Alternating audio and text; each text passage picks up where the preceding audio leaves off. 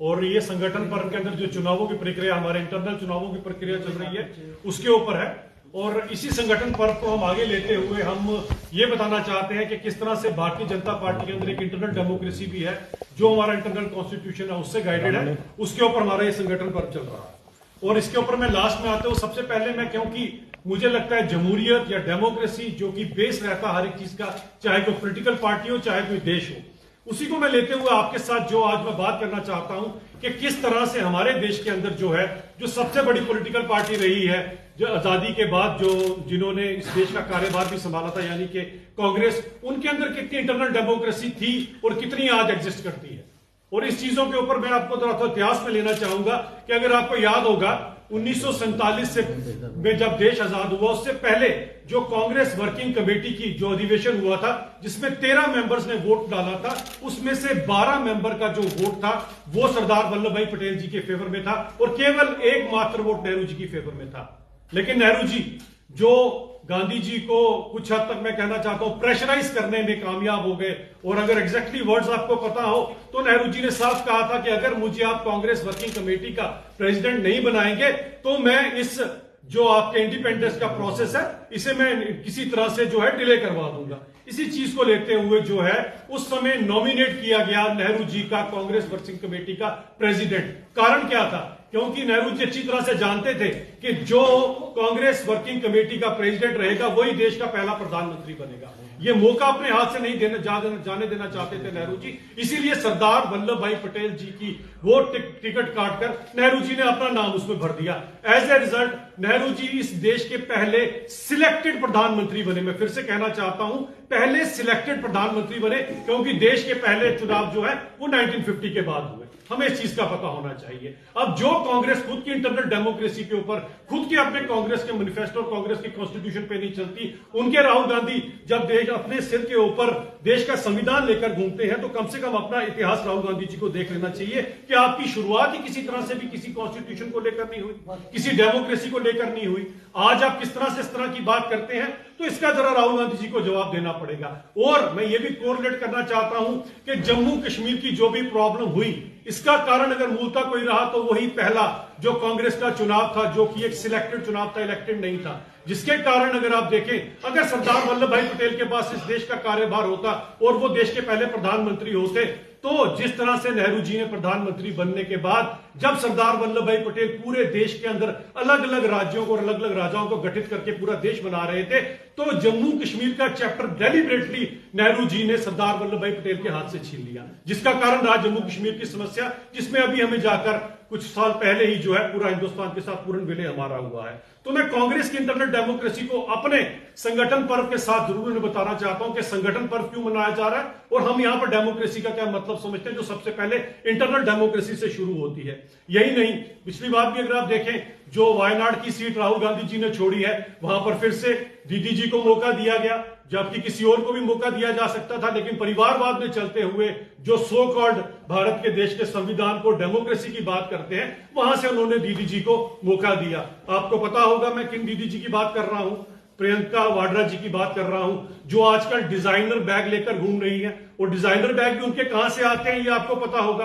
अब दुर्भाग्य ये है कि उनका डिजाइनर बैग है, उसमें कभी बांग्लादेश का कोई बैग नहीं आता, ना ही कभी जो हमारे यहां पर कश्मीरी हिंदुओं का जो नरसंहार हुआ था, ना कभी उसके ऊपर कोई डिजाइनर बैग उनका नजर आता है, ना ही 84 के दंगों के ऊपर जो हमारे सिख भाइयों के साथ जो जुल्मो सितम किया गया था, ना उसका कोई डिजाइनर बैग उनके नजर आता है, ना ही पाकिस्तान में 23% की माइनॉरिटी जो आज मात्र 2.3% रह गई है, ना उसके ऊपर कहीं पे भी प्रियंका दीदी जी के कंधे पर वो डिजाइनर बैग नजर आता है। क्योंकि डेमोक्रेसी में इनका कितना यकीन आप यहां से पता लगा सकते हैं।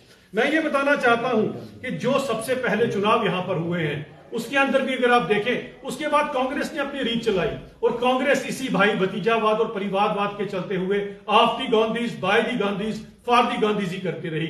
आहिस्ता आहिस्ता अगर आप देखें, बीच में एक दो इंसिडेंट छोड़ दें तो नेहरू जी के बाद इंदिरा गांधी जी, इंदिरा गांधी जी के बाद राजीव गांधी जी, राजीव गांधी जी के बाद अगर आपको याद हो तो पूरी तरह से ही सोनिया गांधी जी ने मन बना लिया था कि हमारे देश को इटली का प्रधानमंत्री मिलता। ये तो भला हो स्वर्गीय एपीजे अब्दुल कलाम का, जिन्होंने सिटीजनशिप एक्ट निकाला, जिसके कारण जो है उस समय सोनिया गांधी जी इस देश की प्रधानमंत्री नहीं बन सकी। और लकीली आप समझे मनमोहन सिंह जी को यह चांस मिल गया, जिनका अभी थोड़े दिन पहले ही स्वर्गवास हुआ है। तो उन्होंने कोई ऐसा आप सोचे कोई किसी दिल से या किसी चीज से नहीं बनाया, मजबूरी थी। सोनिया गांधी जी खुद प्रधानमंत्री नहीं बन सकती थी, क्योंकि एपीजे अब्दुल कलाम जी ने उनको बता दिया।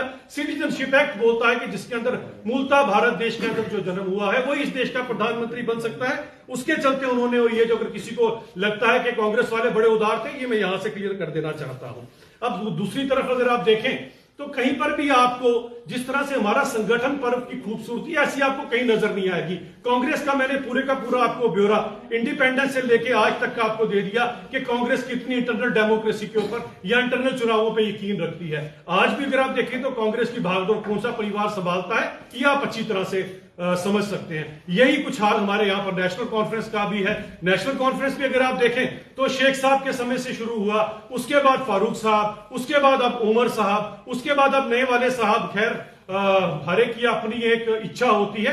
अब जो सुनने में आया है उनके बच्चों की भी यही इच्छा है कि वो भी आगे अपनी पार्टी को चलाएं। तो ये परिवारवाद वाली पार्टियों को हम ये बताना चाहते हैं कि भारतीय जनता पार्टी के अंदर खूबसूरती देखिए कि हम संगठन पर्व मनाते हैं, और संगठन पर्व जो होता है ये बहुत बड़ा एक कार्य होता है। आज पिछले 1 महीने से हम लोग जुड़े हैं संगठन पर्व के अंदर, जिस संगठन पर्व के अंदर मुझे भी दायित्व मिला हुआ है कि किस तरह से हमने संगठन बनाना है। इसी को तो इंटरनल डेमोक्रेसी कहा जाता है। जब आपकी खुद की विचारधारा में डेमोक्रेसी है, तब आप देश में डेमोक्रेसी की बात कर सकते हैं, तब आप देश का संविधान सिर पे उठाकर घूम सकते हैं। अब राहुल गांधी जी बेचारे क्या जाने या उमर साहब क्या जाने कि संगठन पर्व क्या होता है। तो उनके लिए मैंने ये प्रेस कॉन्फ्रेंस बुलाई कि वो भी हमसे शिक्षा सीख ले सकते हैं कि इस तरह से डेमोक्रेसी चलती है। हमारा संगठन पर्व जो है वो बूथ लेवल से शुरू होता है। बूथ लेवल का जब कार्यकर्ता चुना जाता है, बूथ लेवल का जब प्रेसिडेंट चुना जाता है, तो पूरे के पूरे बूथ की मर्जी के साथ उसके बाद उसे चुना जाता है। और यही हमारे इंटरनल चुनाव होते हैं। बूथ के बाद जो अगला हमारा चुनाव होता है वो मंडल की लेवल पर होता है। मंडल के लेवल के ऊपर आप जब मंडल अध्यक्ष चुनते हैं, उसके अंदर भी एक चुनाव की प्रक्रिया है, जिसके अंदर हम सबके सब आप पूरे के पूरी टीम देखेंगे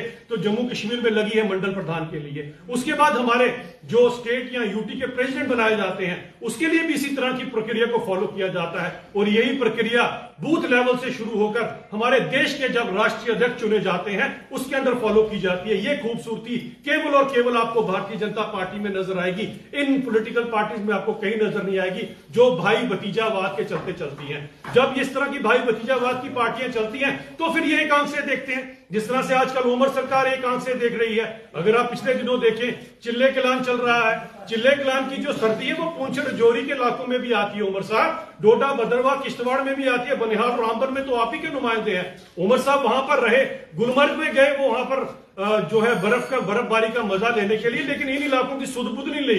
जबकि रजौरी पुंछ से भी काफी वोट मिले और यहां से भी उनको मिले हैं। अब ये क्योंकि आप अगर आप डेमोक्रेसी में यकीन करते तो आप दोनों आंखों से बराबर देखते, लेकिन आप एक ही तरफ से तभी देखते हैं क्योंकि आपका जो बेसिक है वो क्लियर नहीं है। तो मैं इन परिवारवाद वाली पार्टियों को, भले वो कांग्रेस है, भले वो नेशनल कॉन्फ्रेंस है, इन सबको मैं बताना चाहता हूं कि जरा डेमोक्रेसी का मतलब समझिए और हमारे संगठन पर्व को अच्छी तरह से समझिए। और संगठन पर्व को चाहिए तो अपनी पार्टी में भी फॉलो करें, क्योंकि देश जो है वो डेमोक्रेसी से चलता है, एक संविधान से चलता है, और पार्टी भी अपने एक इंटरनल कॉन्स्टिट्यूशन से चलती है। अगर आप इसे फॉलो करेंगे तो सबका साथ सबका विकास से फार्मूले से आप आगे लेकर जा सकते हैं। और उमर साहब से मैं रिक्वेस्ट करूंगा कि दोनों हितों को बराबर देखें। जम्मू कश्मीर के अंदर हमारे रजौरी पुंछ और बाकी लोगों को भी उतनी ठंड लगती है जितने कश्मीर के 2.5 जिलों में लगती है, जहां पर अभी आपका प्रवास चल रहा है। बाकी इलाकों की तरफ भी देखना आपका फर्ज बनता है। तो इसीलिए मैं संगठन पर्व की आप सबको भी शुभकामनाएं देता हूं। बहुत जल्दी इस संगठन पर्व के चलते हमारी पूरी की पूरी पार्टी की जो ऑर्गेनाइजेशन है उसका स्ट्रक्चर कंप्लीट होगा और हमारे पास नया राष्ट्रीय अध्यक्ष भी होंगे हमारे पास यहाँ पर। जो साहब प्रियंका गांधी ने पार्लियामेंट में एक सवाल किया था